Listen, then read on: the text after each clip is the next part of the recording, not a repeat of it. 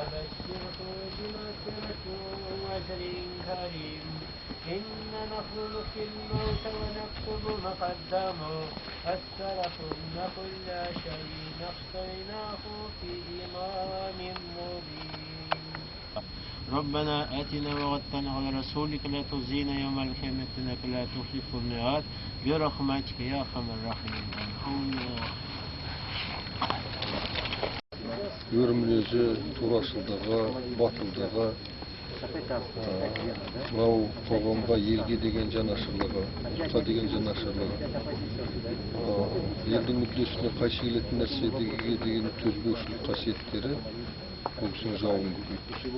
Бұл кісінің жауы айналасында емес, тіпті төменде де емес, жоғарыда. Сол жаулар дегеніне қастандық жасады. Біздің жанымызға бататыны бұл кісі өзіне өз қол жұмсаған жоқ. Шейіт кеткен адам, қастандықтың құрбаны болған адам. Сондай адамға өзін өзі үш рет атты деу, енді арға да, ақылға да, адамгершілікке де ештеңкеге сыйыспайтын нәрсе.